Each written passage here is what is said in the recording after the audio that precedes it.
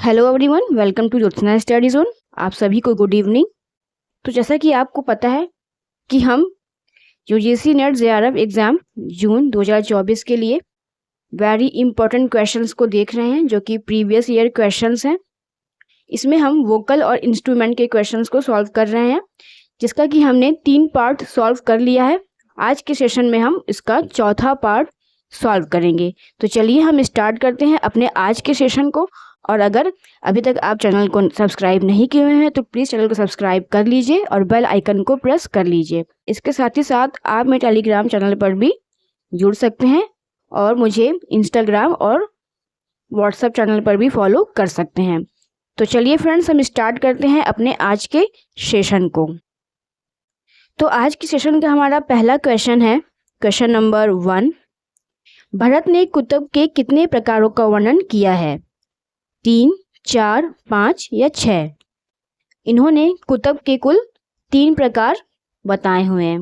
कुतुब के 3 प्रकार इन्होंने बताए हुए हैं। वो 3 प्रकार कौन से हैं? पहला है तत्कुतुब, दूसरा है अवनद्य कुतुब और तीसरा है, यहाँ लिख देती हूँ, नृत्य नाट्य कुतुब। तो इस प्रकार भरत ने कुल 3 कुतुब माने हैं, कुतुब के प्रकार माने हैं। तो इस प्रकार इस क्वेश्चन का सही आंसर ऑप्शन 1 हो जाएगा, 3। फ्रेंड्स, मेरे साथ साथ आप भी क्वेश्चन देने की कोशिश किया कीजिए, जिससे कि आपका भी नॉलेज डेवलप होता चला जाए। तो चलिए हम आगे चलते हैं अपने नेक्स्ट क्वेश्चन पे। नेक्स्ट क्वेश्चन है क्वेश्चन नंबर 2। अल्पत्व के प्रकारों का सही चयन कीजिए। अभ्यास मूलक, अलंघन मूलक, लंघन मूलक या अनभ्यास मूलक? इस क्वेश्चन का राइट आंसर क्या होगा, आप लोग कोशिश कीजिए कमेंट बॉक्स में देने की कि अल्पत्व के प्रकारों का सही चयन क्या होगा। आपको पता ही है कि जिस स्वर का प्रयोग कम होता है उसे अल्पत्व स्वर कहते हैं और जिस स्वर का प्रयोग अधिक होता है उसे बहुत्व स्वर कहते हैं। ठीक है। संगीत रत्नाकर में प्रत्येक यानी कि अल्पत्व के और बहुत्व के 2-2 प्रकार बताए गए हैं। बहुत्व के 2 प्रकार बताए गए हैं, अलंघन बहुत्व और अभ्यास बहुत्व। ये अलंघन बहुत्व और अभ्यास बहुत्व, ये दोनों ही जो है बहुत्व के प्रकार हैं, जबकि अलंघन मूलक और अनभ्यास मूलक ये दोनों ही जो हैं अल्पत्व के प्रकार हैं। इस प्रकार इस क्वेश्चन का राइट आंसर CD हो जाएगा। चलिए इसके ऑप्शंस को देख लेते हैं हम। तो CD आप याद कर लीजिए, CD इसका राइट आंसर होगा, लंघन मूलक और अनभ्यास मूलक। चलिए इसका ऑप्शन देख लेते हैं। तो ये देखिए फ्रेंड्स, ये इस प्रश्न का ऑप्शन है। पहला ऑप्शन है केवल A और C, दूसरा केवल B और D, तीसरा है केवल B और C, चौथा है C और D। जैसा कि अभी हमने देखा कि इसका राइट आंसर ऑप्शन C और D दोनों ही हैं। तो इस प्रकार इस क्वेश्चन का राइट आंसर ऑप्शन 4 हो जाएगा, केवल C और D। नेक्स्ट क्वेश्चन है क्वेश्चन नंबर 3।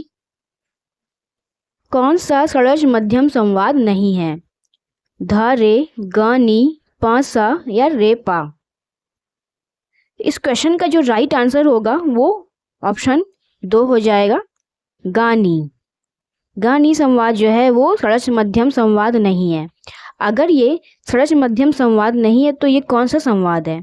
तो ये संवाद हो जाएगा षड्ज ग्रामिक संवाद। षड्ज ग्रामिक संवाद हो जाएगा ये। इस प्रकार इस क्वेश्चन का राइट आंसर ऑप्शन 2 हो जाएगा, षड्ज गानी संवाद। नेक्स्ट क्वेश्चन है क्वेश्चन नंबर 4। भूमि दुंदुभी वाद्य है नखज, वायुज, लोहज या चर्मज? इस क्वेश्चन का राइट आंसर क्या होगा? आप कमेंट बॉक्स में आंसर देने की कोशिश करते रहिए। तो इस क्वेश्चन का जो राइट आंसर हो जाएगा वो हो जाएगा ऑप्शन 4, चर्मज। भूमि दुंदुभी जो है वो चर्मज वाद्य है, यानी कि एक अवनद्य वाद्य है। नखज वाद्य वे होते हैं जिन्हें नाखून की सहायता से बजाते हैं। तो ये नखज वाद्य में जो है तत्वाद्य आते हैं। वायु वाद्य वे होते हैं जिन्हें हवा की सहायता से बजाते हैं। तो ये सुषिर वाद्य हो जाएगा, और जो वाद्य धातु की सहायता से बजाते हैं वो लोहज में आते हैं, यानी कि घन वाद्य।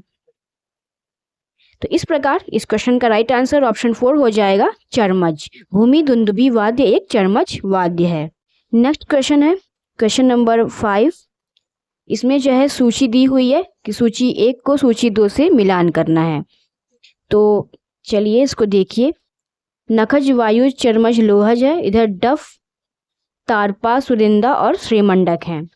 तो इसका आंसर देने की कोशिश कीजिए कि इसका आंसर क्या होगा। तो चलिए देख लेते हैं।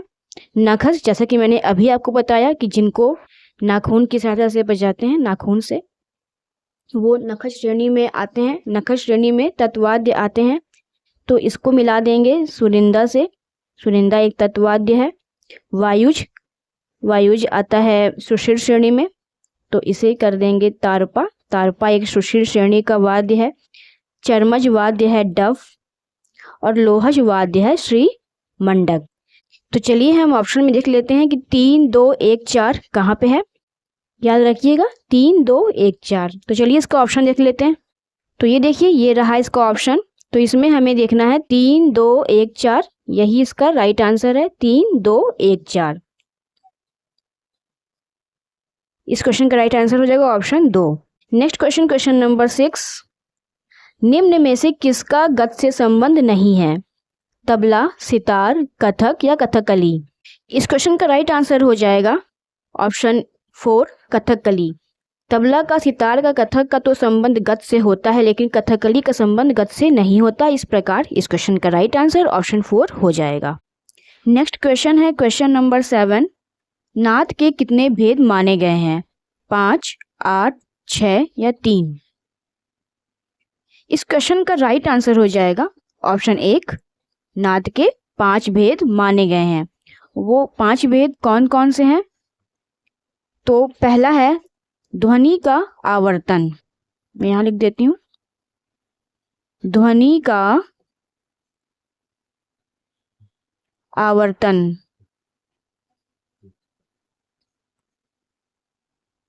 दूसरा है ध्वनि का विवर्तन। तीसरा हो जाएगा आपका ध्वनि का परावर्तन। ध्वनि का परावर्तन। चौथा हो जाएगा अनुनाद।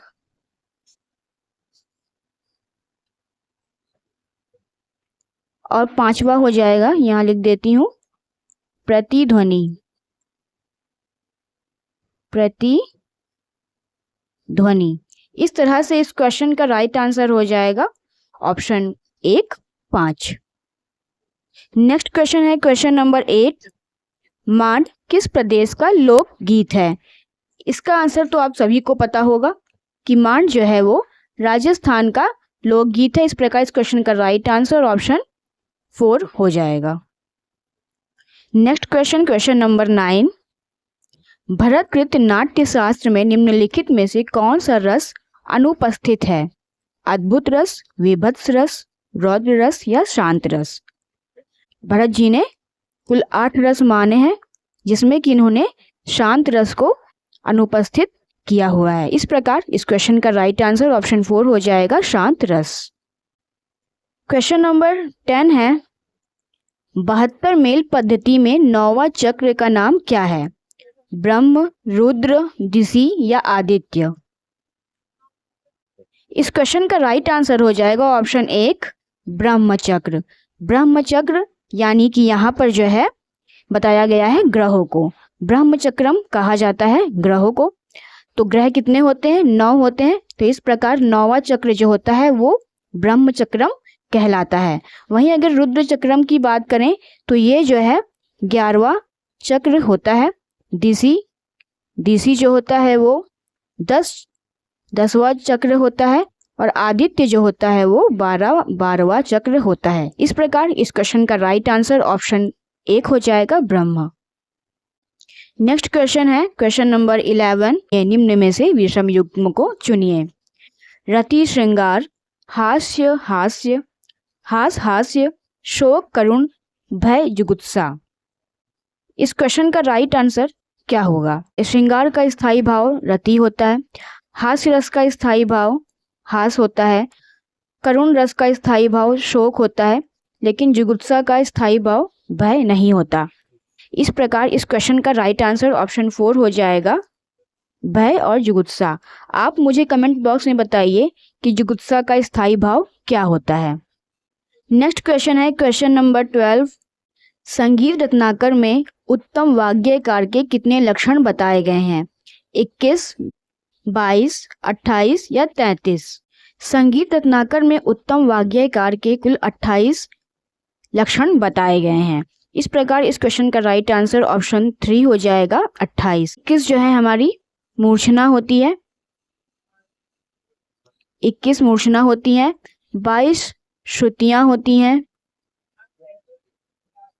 और 33 जो है संचारी भाव होते हैं। इस प्रकार इस क्वेश्चन का जो राइट आंसर बनेगा वो हो जाएगा ऑप्शन 3, 28 की संगीत रत्नाकर में उत्तम वाग्यकार के 28 लक्षण बताए गए हैं। क्वेश्चन नंबर 13 है, हिंदुस्तानी शास्त्रीय संगीत के कोमल गंधार के समान स्वर कर्नाटक संगीत में कौन सा है?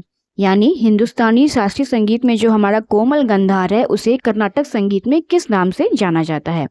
शुद्ध गंधार, साधारण गंधार, अंतर गंधार या शुद्ध ऋषभ? इस क्वेश्चन का राइट आंसर हो जाएगा ऑप्शन 1, शुद्ध गंधार।